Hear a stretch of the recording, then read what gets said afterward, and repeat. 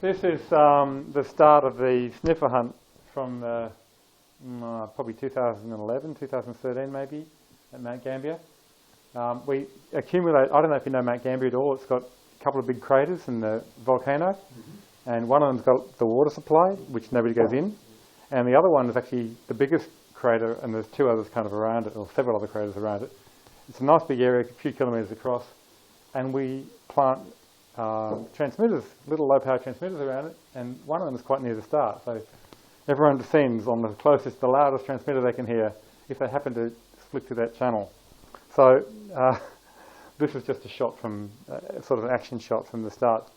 This is 80 metre using a sniffer with what we call whoopee mode.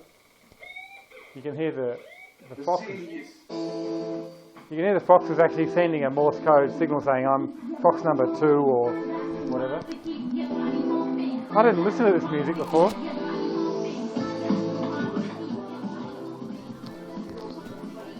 Obviously someone's wearing a camera, so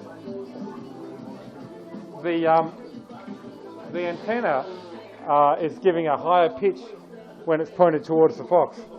So as you wave it away, it goes, woo, woo. You'll hear that in a minute. I've got a few of these videos. I didn't know this one had objectionable music on it, but that gives you an idea of someone's sensation of hunting on 80 metres. 80 metres is actually a bit easier than the 2 metres for various reasons. Basically, mainly you don't get reflections, but I'll get onto that. So 80 metres and 2 metres are the two main bands used for international, the IARU championships. The World Championships are held every second year, and 3 different regional championships, Region 1, 2 and 3, are held in the intervening years.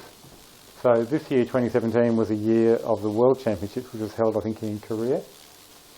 I think I'm right about that. We hoped to get it in Melbourne, but I think everyone thought that it was too far away to go to Australia, even though everyone wants to come to Australia. But either way, 3.58 megahertz is kind of the standard because it's close enough to the colour burst crystal and it's easy to build foxes for. 3.5795 I think is the colour burst crystal. And often the sniffers are reasonably narrow band. I'll talk about why that is, but it's because of the way the antennas are tuned. You have a loop, or as you saw in the video, a loop stick. This, I don't know if this is what loop this is meant to be for, but normally there'll be a electrical antenna and a magnetic antenna. So there's a magnetic loop and there's a E-field antenna as well. Right. This isn't a fox hunting antenna, just one that the club had. That will obviously be bidirectional. You'll get a maximum there and a null there, another maximum, another null. So you don't know which way to run, which is why we have the wire antenna, and you can switch that in a way that phases so that you get only a single null. But the peak's not quite as pronounced if you switch that in. So depending on what kind of receiver you've got, you might or might not have a permanent, you might or might not have 1 or 2 nulls or a switchable null. But that's kind of antenna that's used. I can talk more about the front ends of the receivers because I find them quite interesting. On 2 metres, 145.7 is actually written in the band plans as a DF. 145.3 is also pretty common. But obviously in the sniffer hunts at Mount Gambier, they run 10 different frequencies. Or maybe 9, there's 2 of them on the same. You know there's 10 sensors out there. And you've got to go through, hopefully you have your sniffer pre-programmed with the Fox frequency. This one only has 6 memories on it, so you've got to take a bit of cardboard as well. Hence the little clipboard there, so I can actually keep the list of all the 10 foxes that I've found and what frequencies they're on and things, and cross them off when I found them, otherwise you go hunting them again. You probably all know how Yagi works, but there's 3 different ones here with 3 different kinds of matching. And you'll probably all know about antenna matching too, but I'll talk about some of the ramifications of that. And in the events that we run, it might also be a 160 metre, they've won 160 metre hunts. 10 metres reasonably common. 6 metre is interesting, good fun, especially in the pine forest, I'll tell you why. 70 centimetres becomes very difficult in an urban environment because of the level of reflections. And 22 centimetres is really the novelty event at the end of the weekend, because that's the one that can really, they've got a cantenna, they can bounce the beam off anything they want and have you running all over the countryside chasing it, because it can appear to be coming from wherever they're pointing it instead of from where they actually are.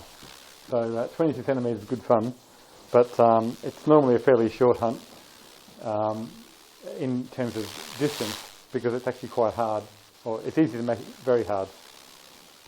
So I want to talk mostly about the foot events, because I don't think that vehicle events, they're not easy to get started with, and you're likely to get a bit of blue light retention if you try driving around with antennas spinning on the roof. I know that's one of the reasons why it sort of died out in Sydney a couple of decades ago. But that was the start of the sniffer hunt, which is 10 transmitters, or up to 10 transmitters, hidden in an area. You've got no indication of where they are, but the area is delineated, so you're not going to run outside it. And they might be just hidden inside a conifer, or in a culvert, or all over the place in the park, and you run around the park. And they're all on the same band, but they're all different frequencies. So you've got to run, because they won't all be audible from everywhere in the park. You've got to run around the park and try the different frequencies and try and figure out where everything is. Some of them might be stronger, some might be weaker. So some of them might be audible throughout the whole park. Some might be only audible from 100 metres away. So if you don't go to that part of the park, you're not even going to hear it, even if you're on the right frequency. So sniffer hunts can be good fun, and people go out for 2 hours and they see how many they find. And, the way they score it, they put a little plate with a peg and a series of numbered tickets. So number 1 down to number 40, and you just take the next ticket when you find it. So if you can come in with 3 number 1s, you probably won the event. If you can come in with a number 1 and maybe a couple of number 2s and some other good scores, then you may well still win the event. But because everyone runs in different directions, because everyone tunes to different channels, first of all. And some of the new version of this sniffer, which is made by Brian VK3CLF down in Melbourne, actually has a Mount Gambier mode where the buttons are changed over, so you've actually got 10 presets, which is important for this kind of hunt, because then you can have all the channels preset and you can just punch through and you know what you've got. So that's a sniffer hunt. Fox orienteering or radio orienteering might be on a map like that. I can pass that around. That's got 6, I think, large control circles. They're maybe 200 metres across. And inside each of the circles somewhere, or audible from inside the circle, there will be a fox hidden. So you navigate using the map to get to within the circle, and they're all on the same band. They're all on the same frequency, rather. And so when you get to within the circle, using map navigation, you should be able to hear it, direction find it, take a ticket, and go to the next one. So you can choose your own course. Orienteers call that a score course instead of a set path. And so that's a nice easy one to get people started, because you don't need to change. You don't need to worry about changing frequencies. You just need to make sure that the foxes aren't so strong that two can be heard from one place, because otherwise someone runs into the circle and there's a peak there and there's a peak there, and which way do I go now? And they run outside the circle, and then they come back complaining they couldn't find that fox, but actually it was just behind them. So sometimes the terrain means that the signals are hard to calibrate for strength, and the transmitters need to be adjustable. But typically very, very small, 5 or 10 milliwatts is enough. You might need to dial them up to 20 or 30 in some situations, but you really only need 100 metres of range for... that's my phone. I can go away. So in the full-scale IARU events, this is one of the maps from one of the events from 2011. There's 5 X's on that, which is where I marked where I found the foxes, but they're not actually on the map. Of course, you need to just.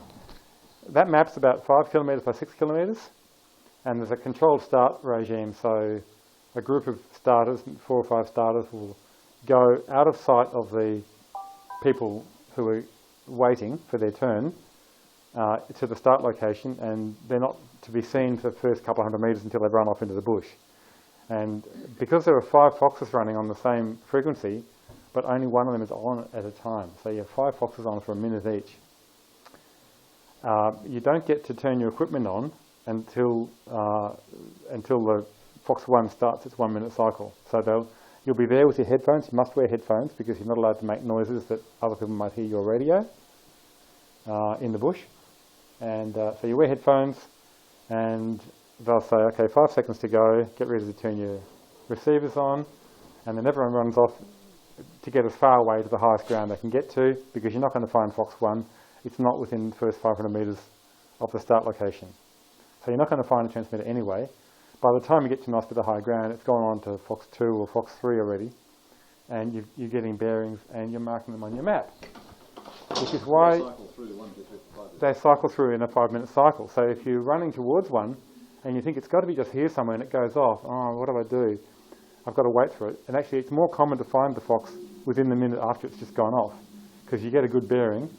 These things have a special ADF mode which will actually give you a beep, beep, beep, 10 seconds before the end of the cycle. It knows what the cycle is. So it gives you a warning to stop running, get a good fix, because you're going to have to run on past where you are now, and you may well find it. Wax pencils, plastic sheet, good way for marking bearings on your map. So I heard that from here, I heard that. Seems like it might be out there. And then you want to get to another angle to triangulate it, because, now I know that's a long way away, even though it's strong. Or if you can get far enough to the side, then you get a good triangulation bearing, and you can mark that, and you say, I think it's in that valley there. And you can decide whether to go and get that on the next cycle, or if you can get there in time, or run out to another one. So it's very strategic. There's a lot going on, because you've got headphones, you've got a sniffer, you've got your wax pencils, you've got your map. You're trying not to lose track of where you are on the map, because if you get lost, you've got to reorient somewhere. So this is a bit advanced. I wouldn't try out and get Boy Scouts to do this. But what you can do with people that have only done a little bit of fox orienteering is a small-scale sprint version of it.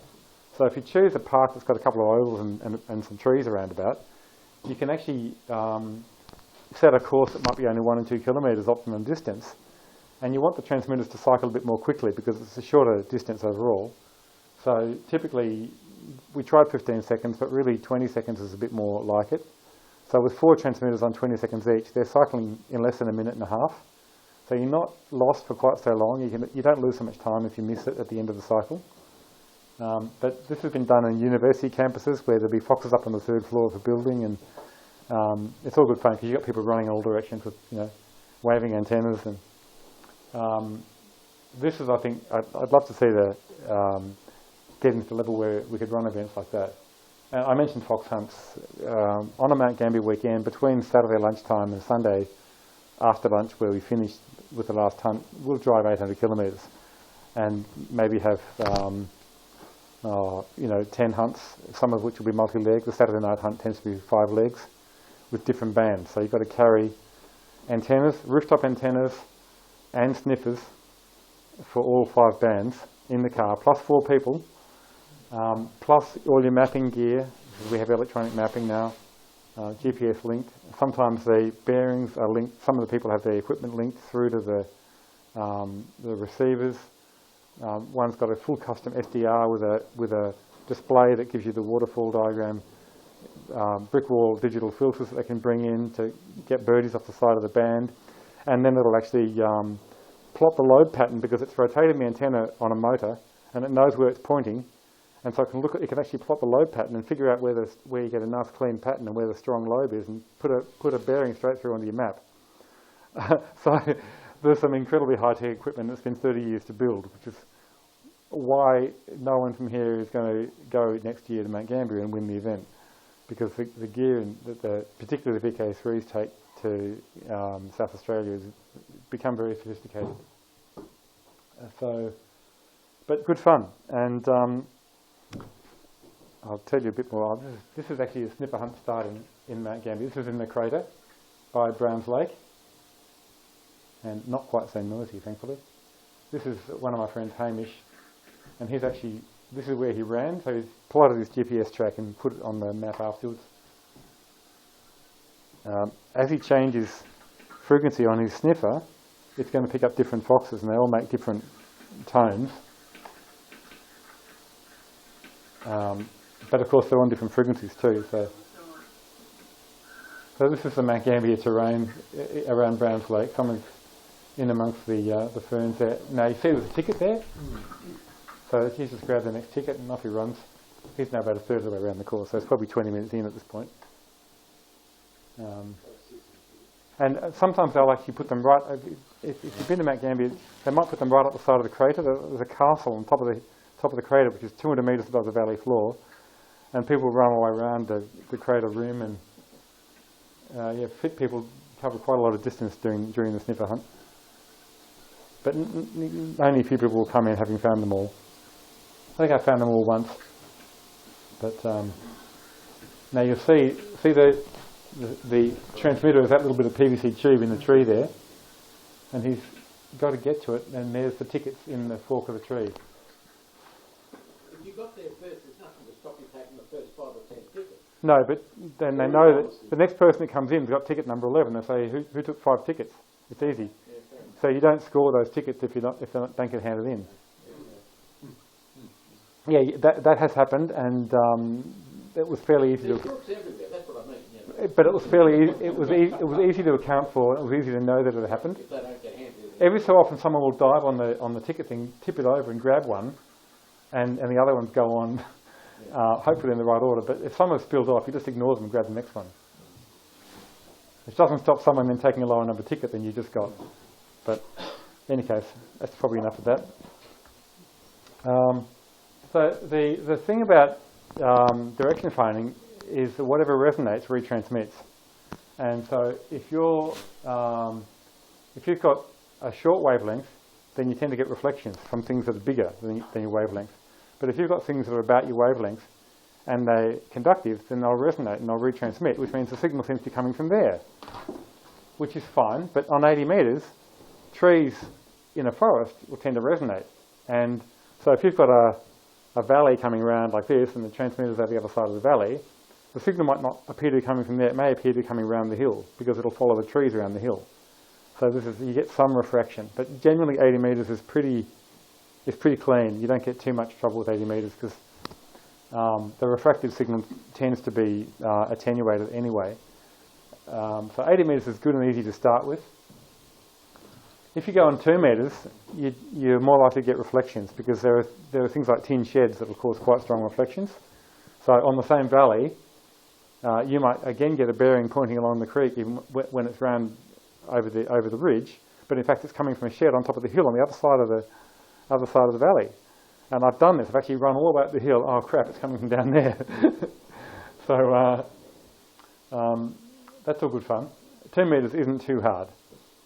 But in 6 metres is the spacing of a mature pine plantation. And when the signal propagates into a pine plantation, it'll start to resonate between the trees.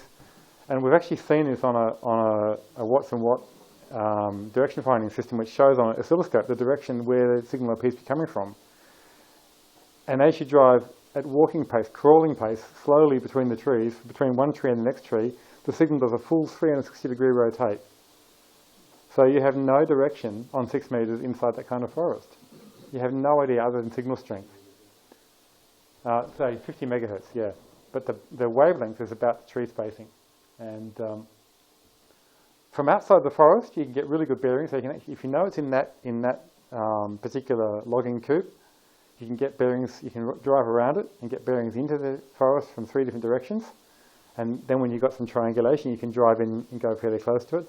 Or if someone else is coming behind you, which is likely, you just go in and hunt on strength and hope to see it. And it may be something small, but it'll tend to be, it won't be a little bit of PVC, it'll be something with a car battery or something running it, so because you might be putting 20 watts up to start or more. And you've got to have a decent sized antenna on 6 metres as well. So 70 centimetres, we've tried running events in the urban areas on 70 centimetres, and it's just damn near impossible because you get reflections from everywhere. Lots of things are sort of between 35 and 70 centimetres. You just get reflections from anything bigger than that, that's metallic. On the other hand, in the pine forest, 70 centimetre signals get very strongly attenuated because there's lots of little pine needles and things that just you're trying to run, the signal is trying to run through what appears to be clouded glass. It's like fog. And it just winds up disappearing and coming from nowhere and not being strong, and you can't get any real strong direction. So again, 70 centimetres is fun, but they're all different bands, is all I'm trying to say. Now, what haven't I shown? Sniffers. So this is my antenna that I hunt with, and this receiver is the Mark IV VK3CLF receiver. I'll tell you a bit about what's in it. It's got a gamma match on the side, and this thing's screw adjustable, and it's actually not quite tuned, but it's well enough tuned.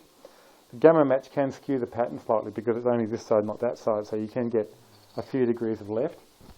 But the truth is, if you're running towards something and you're a few degrees off, it means you spiral in and you don't go much extra distance. So it's not too bad. Gamma match really doesn't work badly.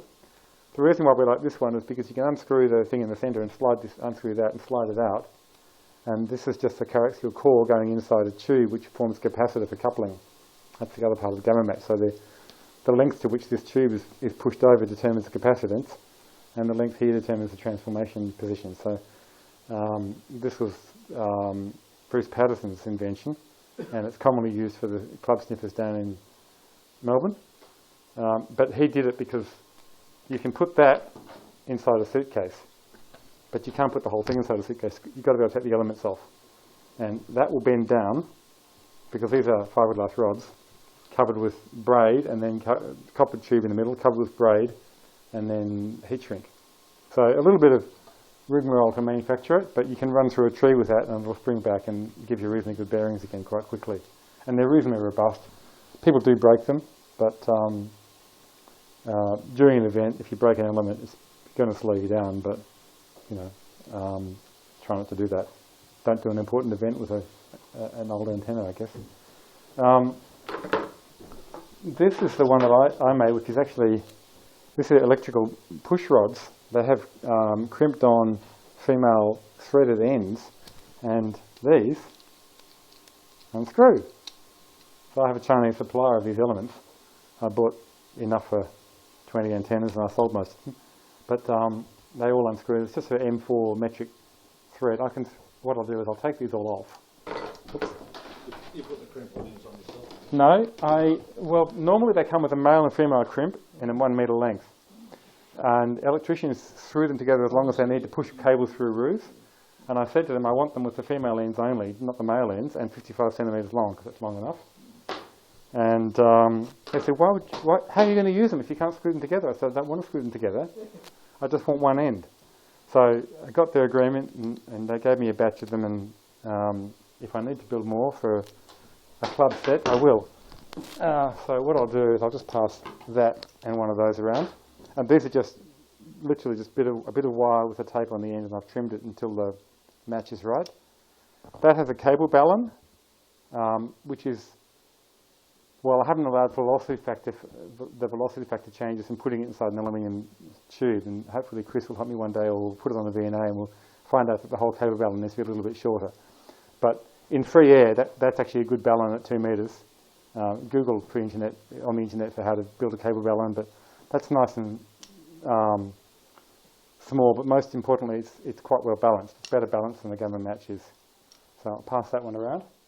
If I pass this one, you'll poke yourself in the eye, so I think it's probably easier if I hang on to it. Before I built this, I made one of these, because this seems like a really nice, easy thing to make. It'll unfurl itself. This has got a hairpin match on it. So the coax connects directly to the two sides, and there's just a hairpin joining the two sides that are otherwise insulated.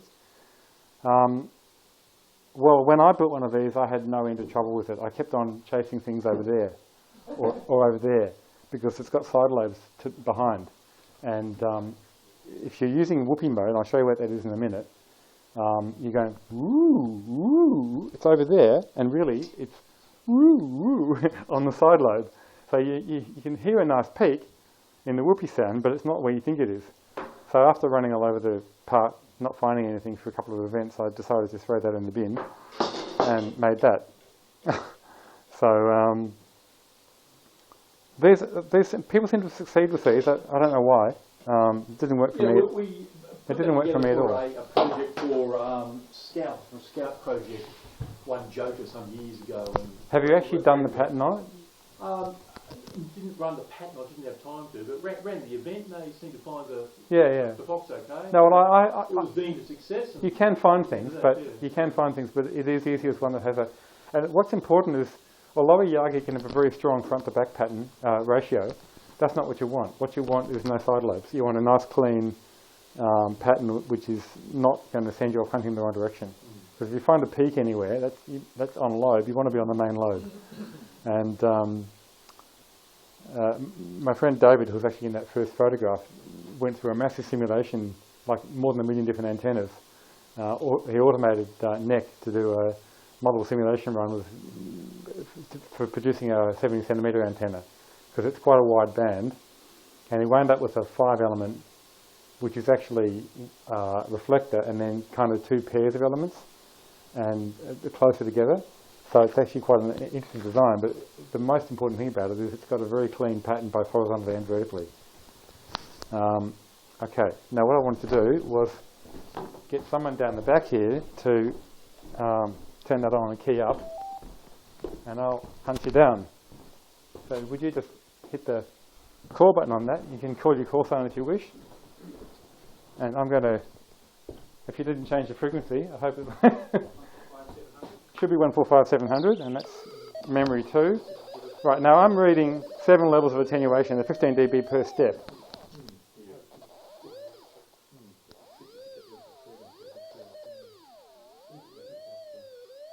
Looks like you're there. I said it was off to the left a little bit. So as I come closer, and I can do this above my head, it's still off the left because the left's changed side now. And at some point it'll auto attenuate.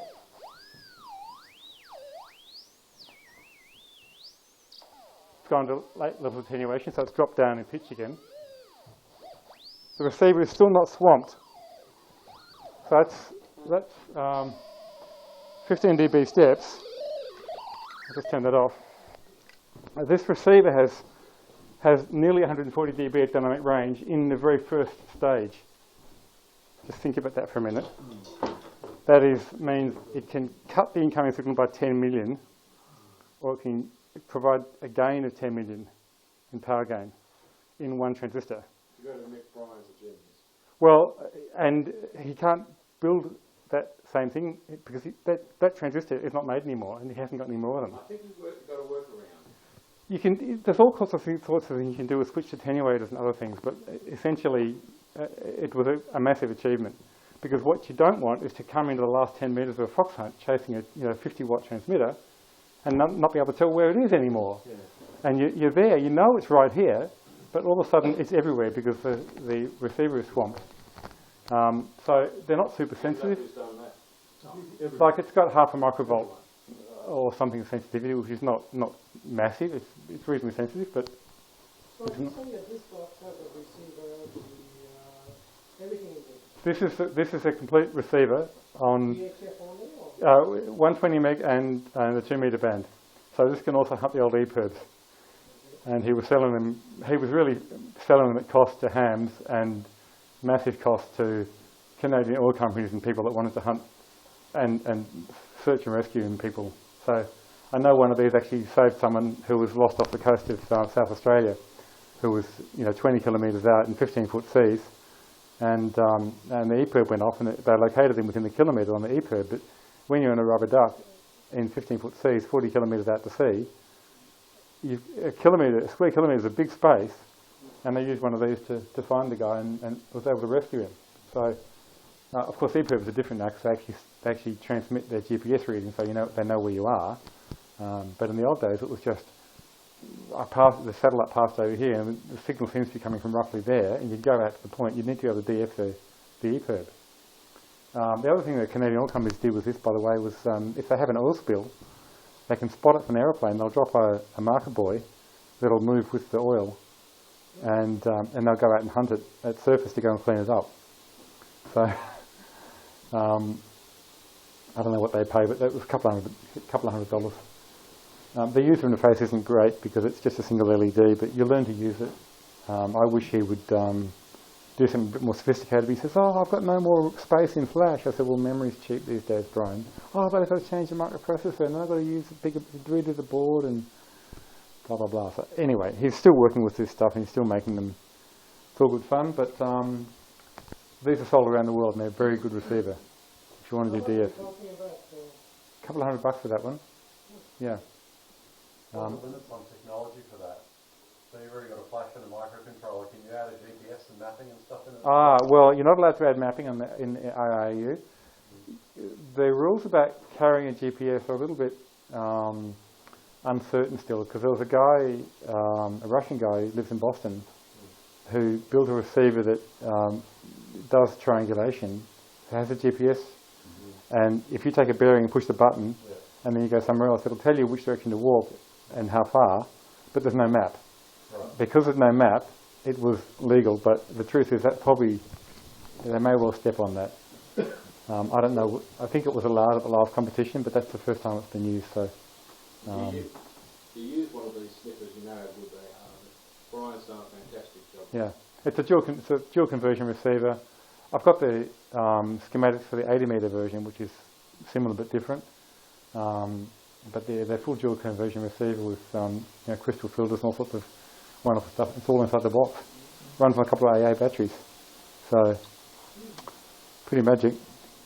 It's all PCB construction. I don't know how he managed to make the things watertight, but I know of someone that's actually swum the Yarra River at night because they found themselves on the wrong side of the Fox on the other side, and they swum across with one arm. You don't want to get in the Yarra River during the day, and he swam it at night with one arm in the air holding a sniffer. I don't know if you ever met Jeff Hudson, but he's a bit mad. He's a lovely guy. So that's what's interesting about that sniffer. The Foxes. This is one of the Foxsaws that Brian makes. This is the 2 metre Foxsaw. Frequency synthesizer with microprocessor, so you can actually tell it what Morse signal to encode, and what frequency and what power level, program power level as well. And that runs, this is a bit of 16mm PVC pipe, so they're very small things. That includes 2 batteries in there. The antennas at the end there. The 2 metre ones have an antenna built in. The 80 metre one, you have an external antenna that when you plug it in, it turns it on. In traditional style, you can see the battery connector here. But that whole circuit board and antenna is only 4 inches long. So, nice achievement. And again, what are the limits to that? Like if you went to higher frequencies and, if you want to make it really low power. well, I don't know. Pass. I mean, ask the CAA. They probably make the smallest transmitters. They'd probably be able to hide one under your thumbnail. But realistically, you've got to be able to match to an antenna, and so your range is going to be limited to what kind of antenna you've got. This thing, I think, has a maximum power of something under 100 milliwatts, which means it's useful up to a kilometre away. There's enough sensitivity. I mentioned that these things have 15 dB per step. That's showing 1, and that's just background noise, which is step 1. Step 2 is another 15 dB. Step 3 is another 15 dB. When you get to 8, which is what was on there, and I've seen it go to 9. So if you are hunting a 40-watt transmitter and you're standing on it, you'll actually see 9 steps attenuation. Power level, as I say, 100 milliwatts is enough for park events. So it's not hard. This sort of thing is not hard to build. It's even easier on 80 metre. And if you're only going to stick with one frequency, like for a Foxhole where you want everyone on the same frequency, you just stick colour burst crystals in there, and all receivers are pre-tuned to match that frequency. And as long as none of the signals are too strong, so they confuse people by being overlapping. I mean, you might want to do that, but you need to decide to do it if you're setting the event. Then it's all good fun. For the ARDF events, you need a bit more power. The 2 metre transmitters we use down in Victoria are these, and they put about 2 or 3 watts out, and they need to do that for about 6 or 8 hours. So they have a decent sized battery in them. So that's that's a case, kind of that size, briefcase size. Not sure how that antenna is phased, but it's clearly horizontally polarised, which is good if you're carrying a horizontally polarised Yagi.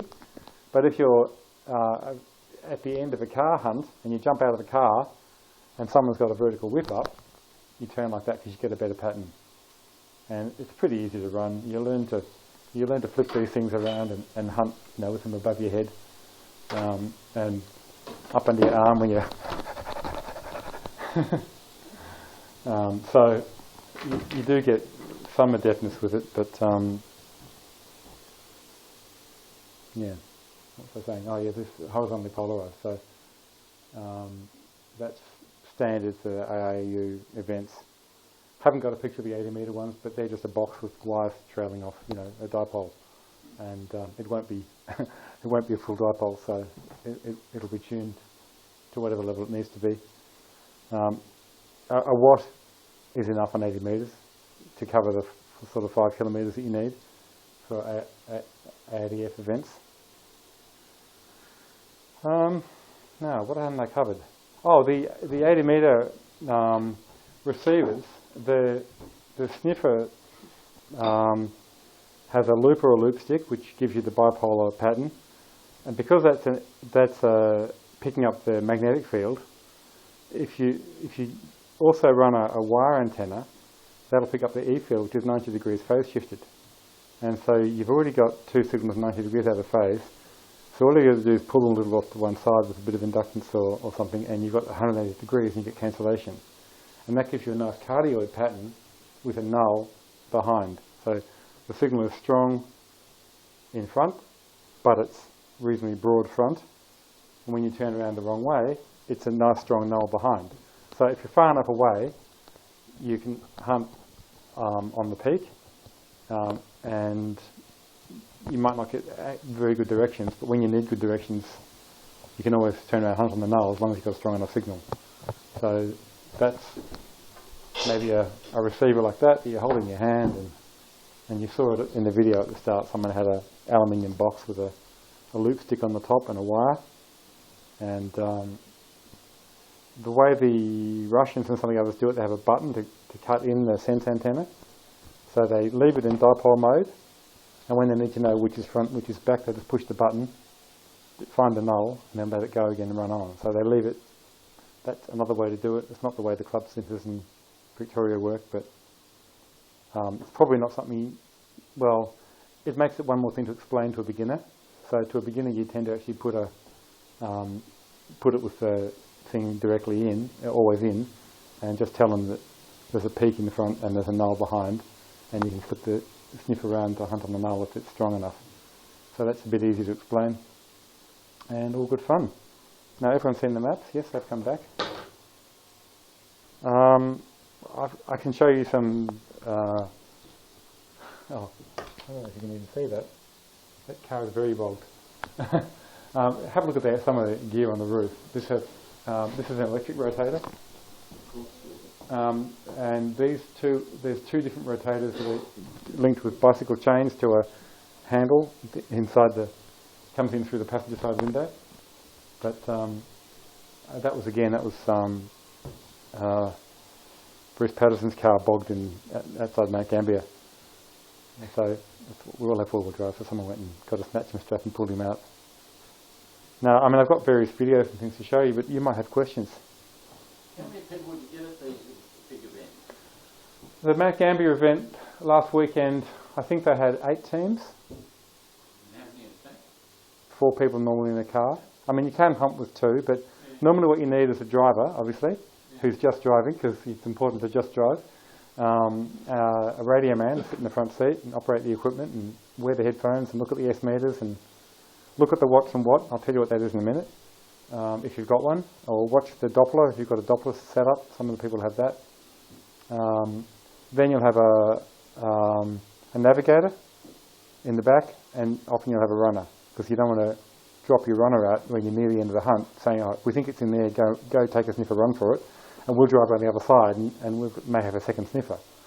So sometimes you carry 2 sniffers, and you come in from 2 different sides into a place where you can't drive.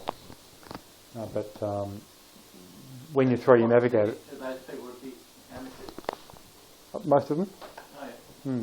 I mean, we get people coming along for the ride sometimes who've just turned up for the event. And But you wouldn't need to have a ticket to go hunting with the transit. no, of course. The Fox operator needs to have a license. But these are only receivers. Exactly right. I mean, and that's why the club has a set of a dozen or so of these with receivers, and we run events on the normal weekend orienteering. There's an orienteering map, Melbourne Street orienteering, and you can see that's actually got 20 separate locations marked. If there was also a radio event on the same map, it would have some big circles, which were the Fox controls. And you can run around and get normal orienteering control scores, 1, 2, 3, or 2, 3, 4, or 5 points, or a Fox control, it might be 10 points. So you get people running orienteering, and at the same time you're running people doing Fox orienteering that are scoring points for both. Those maps tend to be sort of 1.5 by 2.5 kilometres, and you can cover all 20 controls in about a 10 kilometre run. So I missed that too, but my feet are broken now, so I'm not running much. Why is that car bogged? That car is bogged because they drove at speed into what they thought was shallow water, and it wasn't so shallow. Actually, the situation with that was the main road east out of Mount Gambier goes towards the border, Victorian border, and then a little bit north, and then crosses. And the signal was coming from the south of there, but not strongly from the south. And as they drove along that road, it wasn't getting stronger. They thought it must be a long way along, and then they realised it was off to the right. They drove into the forest. Turns out that the Fox actually was a few distance off the road, but had a very strong yagi pointing a beam down parallel to the road. And so as they went along the road, they were coming along the side of the beam, and it wasn't getting stronger because, yeah. Whereas we were lucky, we took the diversion here on this particular hunt down the road that heads down to the southeast. And of course, as we went across the beam, there's the peak. No, turn around, go back, it's in there. So hearing straight in along the straight line, we got straight to it. So we were well and truly in before these guys even got bogged. But just because they came at the Fox in the wrong direction, took the wrong turn early on in the hunt. So it happens. More questions? This is a little video. One of the guys is a semi-professional videographer, so... sort of antenna does the Fox up on 80 metres? Just whatever you put, squid poles, drape a wire out. Sometimes it'll get it. Yeah, you can clip onto a bit of barbed wire fence. That's quite hard to hunt because it can be quite long, and the signal's coming from everywhere along it. You've got to find the equipment before you actually get in. So no sense saying it's definitely coming from this fence. You've got to actually find where the transmitter is. And even if you find the person guarding the transmitter, they'll be sitting down 15 metres away, giggling at you. If you can't find the Fox, you're not in yet. You haven't got your score. It happened one night in a railway cutting, disused, in Melbourne, that I was standing in the ivy halfway up the side of this railway cutting on a kind of what seems to be a bit of a ledge, and I couldn't work out whether it was really strong. Like I had level 8 or 9 on the, and it turned out I was actually standing on the transmitter. And of course I couldn't DF it because it was everywhere. It was under me. It wasn't there or there. It was down. One step away. Oh, there it is. Oh, right, you're in. So. Situations where 2 or 3 people get to the Fox at the same time. And whoever sees the thing and calls their call sign out first gets the first place. Yeah. And the events may be scored differently. Someone will. How would, like if let's say 3 turned up, how would you work out who was second or third? But you're all sort of within a metre. Well, you're eyeballing them. If you're the Fox, you're watching the people who've run in, the hounds, and you can see if they've actually laid eyes on the equipment, and they'll call their call sign. You know if they're just calling. Sometimes. That would then give it away to the other people in the immediate area. Well, no, you've only got to see it. You don't have to put your hand on it. So you might see that it's over there. You might say, VK3 Charlie Lima Foxtrot, and you're in. And as long as the Fox believes that you've actually seen it, you don't need to point at it. Okay. So, but the other thing is that some of the events are scored on time, so you get 0 points for being first in, and then for every minute after that, it's 1 more point. So if 3 come in and they get it within the first 10 seconds, they all get 0 for that leg, that hunt. And in the series of hunts, they add up to whoever has the lowest score is the winner for the night. If they run these mostly car-based events 11 months a year on a Friday night down in Melbourne. And so you run 4 or 5 hunts in a night, and some of them might be 2-legged hunts, so you've got to hunt the first one, and then maybe then they tell you the frequency for the second one, or maybe then you're not allowed to start hunting until you've got in on the first one. So some people might be finishing the second leg when someone else still hasn't found the first, depending on how their equipment's working or whatever. I don't know if what this video is. Oh, this is probably too long. I won't play this. This is a Watt antenna built by Ewan VK3 Oscar Whiskey. What it is 2 nearly identical loops and a whip which you can't see. It's not connected at the moment. And it runs into 3 receivers that are kind of parallel, and 2 of them need to be identical in gain and in phase, because you're reading sine and cosine of your signals, and you're feeding the demodulated audio direct into an X and Y oscilloscope, which is showing an ellipse, or preferably a straight line, which moves with the sine and cosine of the audio. So the audio is modulating your deflection, essentially, but the whip antenna is used to add a fuzz depending on the phasing. So you actually get a fuzzy line. It's traditional Watts and Watt, built in the 1930s originally. Actually shows on the oscilloscope a fuzzy line that'll point with an arrowhead on it, like that, to where the fox is. And literally, as you turn the corner, it'll go, it's over there, it's still over there. And so Ewan would sit in the front seat with all the equipment around him, and this oscilloscope, ancient oscilloscope on the floor between his knees, saying, it's over there, 12 o'clock, 10 o'clock, 1 o'clock, whatever. So that's a Watts and Watt. He's actually built these on 6 metres, 10 metres, and this is the 80 metre one, which is an innovation a couple of years ago. I think that was the first year, 2013 was the first year he used this one. So you can see the whip there, and there's 2 loopstick antennas inside the PVC tube to make it weatherproof. So again, the receivers are all hand constructed and tuned to be the same. Otherwise, the X and Y get skewed, and you get an ellipse instead of a circle. This is I snuck a photograph of David Beard's VK3 BLM SDR. This is his homemade Windows software that runs a military-grade wind radio SDR that digitises from DC to light, it seems. It's full of digital filters and amazingly expensive bit of equipment, but you can see the load patterns coming off the antenna. He recently upgraded this with a computerized stepper motor driven control that can actually take the 70 centimetre and the 2 metre antennas and do that with it while it's spinning on the roof.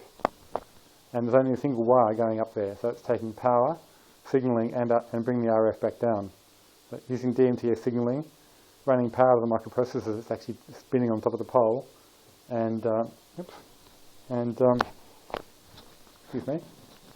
Yeah, so he actually put the antenna circuit and the setup in as part of the homebrew competition in Mount Gambier this year, a revised version of it. So this just gives you an idea of the sophistication that some of these guys are. This is a Melways map with bearings that have been shot automatically through from the radio gear, showing that the fox is probably in here somewhere. This is Lilydale outside Melbourne. There's a quarry, big old gypsum quarry. Oh no, it's south of there in the area. Anyway, so the point is that you can see they've driven in and they've driven around, and they've got bearings. Some of these bearings aren't very good.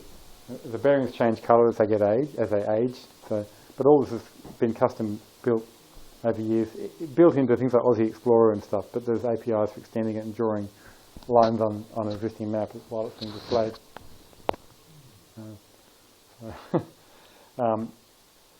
The hunt in 2013 started with the balloon hunt, and over here we have the sea, and over here we have the foxes that are all carrying GPS trackers, and so it was possible to produce a video of the fox coming in with the air currents rising to several thousand metres, and I was in this car, and the hounds were all racing off, and then the fox goes overhead, and oh no, where's it going? I can't get any direction on it. Oh, it's behind. Didn't know it was aerial. And of course, we're right up here. Well, we didn't realise it was going to be a balloon hunt. We thought it was just a fox on the ground somewhere.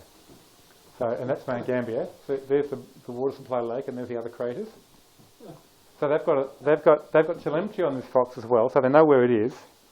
And they've also got another receiver that releases a relay to drop the thing. So it actually fell down and landed there in the field. So it was designed so they could actually push a button and bring the fox down again. And you can say we eventually came last. Well, these guys were already heading back into Mount Gambier while we're still arriving. Yeah. Oh. Yeah, really lost. Just Is that the guy who got bogged? Not sure. No. That guy got bogged out here somewhere. And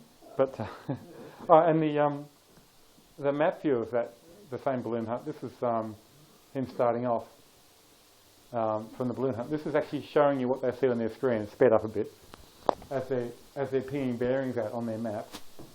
It seems to be up there somewhere, and they're driving. The Mount Gambier's moving away.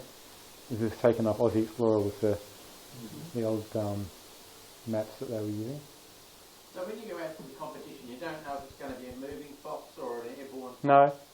No, they love to make up a new challenge. They invent new innovations every year. And you can see now he's wished he'd gone on the road that went west instead of the one that went west rather. So quick, race up that road. And because we're all carrying GPS trackers, you get penalised for your speed as well. So in the bad old days, you know, I worked out that, for example, I drove for Bruce Patterson one year, and I worked out that his electric motor got overloaded when the car passed about 150 kilometres an hour.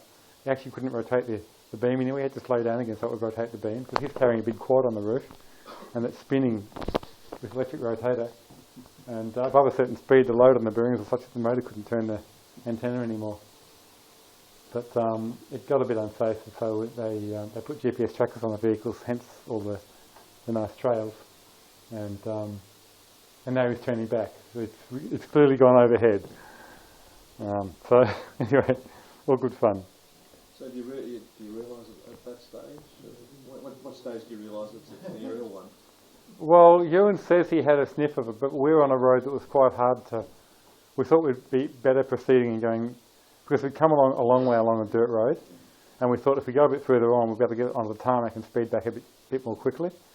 But that's why we were last back, because we were actually well out in the right direction along a dirt road and didn't want to go back the other way. At what stage did you realise it was an aerial one there? Oh, well after it had gone and passed overhead. Other people realised sooner. Because there are a bunch of VK5s involved in balloon experiments as well. High altitude, 100,000 foot sort of stuff. So anyway, that's just back into... I don't know if it actually continues past that, but that was all I've got. I didn't know I was going to show those things, because, as I say, I was more focused on the pedestrian events and what we can do.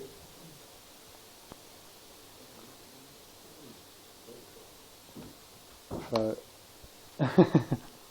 all good fun.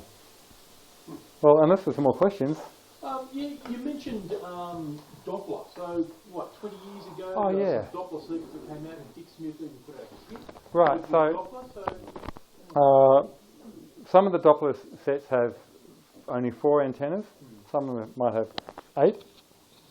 And all they do is you can stick a normal receiver in the middle, so commercial transceiver in receive mode, and on the front end you stick a diode multiplexer that switches between the signals at maybe 4 kilohertz, something like that. And what that does essentially to a signal coming in, it puts a 4 kilohertz frequency modulation, apparently, because it's a phase modulation, but it appears like a frequency modulation on the signal. So that'll go through a normal FM receiver and come out as audio through an FMD modulator. So you then you then take that audio and you correlate it with the phase of which antenna you're selecting, and you can light up the diode at the point of the phase crossing, and if you get the rotation right, you know that the signal's out there. It doesn't work that well when you're more than a couple of kilometres away, but it can be quite a killer in the last kilometre. So the 2 metre, you use a 50 centimetre width. Ewan's one's actually got a metal sheet that sits on the roof bars, so it's a big flat earth plane and a ring of 8 antennas, and all the wiring's underneath that, so it's actually quite clean. Some of the other systems have a central post and then 4 antennas, and you can buy systems like that now. They don't seem to work better than Ewan's one though. So it's a bit touch and go as to whether it works on the day, but if it does work, it gives you an advantage. You win the event. So. The large one with 4 with a metal plate and 8 antennas that metre and a half diameter. Yep. Works excellent. Yeah. Well, that's what Ewan's got. But that one built in years ago. Still one, yeah.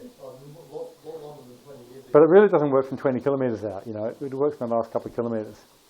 They used to run a Sydney fox hunt starting up in Pop Ride and the car park there, and we'd be heading all over Sydney. And yeah, you're right. If the signal was very weak, you need to start with a beam. Yeah. But after a few fox hunts, I got banned. Yeah, good. You just literally drive straight to where. Yeah, that's right. And I mean, you can tell from the LED patterns because it'll be flickering all over the place, and then suddenly it'll light up on one point. And when you get a nice stable pattern, you know it's there. It's a good strong. If it actually locks properly, you can see from the fact that it stops flickering everywhere. So yeah, they're good fun. I mean, aircraft, of course, have used DF systems forever, but they have the benefit that they don't have anything around them to reflect. Hopefully, if they do, they've got more things to worry about than just where the signal's coming from. And they've got a very known electrical environment, so the antennas stick out a certain point, and it's all tuned up for that shape of that particular plane and that size of that antenna. And they can do it broadband. And doing broadband is still interesting, and you can do it on the ground, but because of the way the phasing method works with 80 metres in particular, I mentioned this 90-degree shift. You get another 90-degree shift, and it's often just done with a series inductor and a resistor on the whip, and then you feed it straight in. Well, some of the teams use a dual cascode, so they have a pair of FETs, and the drains are connected together to a bipolar top end for the cascode, and the 2 antennas are then more separate from one another, and that tends to be less affected by metal and trees and things passing nearby, because the 2 antennas are more sort of isolated. They've got separate. But I'm not still quite sure how the phasing works on that. What I've built but actually haven't managed to test yet is a thing called a quadriga hybrid, which is, if you imagine a centre tap transformer with a capacitor across the middle, and the inductance and capacitance is tuned for the right impedance, and all 4 ports see the right impedance, then you ground one end through 50 ohms or whatever the impedance it's designed for. You stick your antenna into one, you stick another antenna into the other one, and out the other end comes what normally is used for producing 90-degree phase shifts. But if you feed 2 signals that are already 90-degree phase shifts, you get another 90 degrees. So it combines the 2 signals and cancels them. So the simulation works really well, but I've yet to actually test it in practice. But, so that's something I want to do, is use the... And the thing about quadriga hybrid is it'll work across the whole 80-metre band, because you get about a plus minus 10% frequency range. And if you cascade more of them, then you can actually make the thing work over a much wider band. You can get accurate, with a 4-stage quadriga hybrid, you can get accurate phase shifts for 90 degrees from 3 megahertz through to 30 megahertz. And it's all passive. And so if you wanted to actually build a wideband HF DF system, that would be the way to do it, I reckon. But this is, it's LT Spice experiments in my case. It's not something I've actually been able to measure yet. I'm having some good fun with Spice, actually. I can't show you. I've got I've got some spice-ish things here. Anyway, someone wants to talk about spice. Sorry? As long as you put the right model into spice. Oh yeah, right. So we're just starting a SNA, VNA type project with DDS chips, and I don't know if anyone's done it, but the 9850, 9851, or 895051 chips have the wrong filter on them. The filter is quite bad. So I've been simulating the filter and saying, here's what we've got to do to make a better filter. But then I realised that the newer version, which is the 4-channel one, the 9959 chip, has a 4-channel, and it actually comes with it, and it's 200 megahertz. It's a 500 megahertz core, so you can get 200 megahertz signals out of it. And it's actually got a filter that's, and I've just simulated it this afternoon. It is actually quite a good filter at up to 200 megahertz, and it drops off nice and steeply. So all good fun. I've learned a lot about electronics without having to actually smell the solder smoke, just from simulating oscillators and when you build them, actually stuff seems to work pretty well, as long as you've got good models. It's not just good schematics; it's good models for the devices involved. But good fun. But that's a topic for another day. Any more questions? Thank you. Thank you very much. So I'm keen. I've got a bit more time on my hands now to think about building. I'd be quite keen to indulge the idea of building a club set, either on 2 metres or on 80 metres, and running some events and getting scouts involved and whatever else.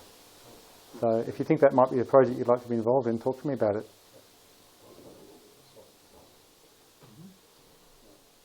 And come and look at things again if you wish.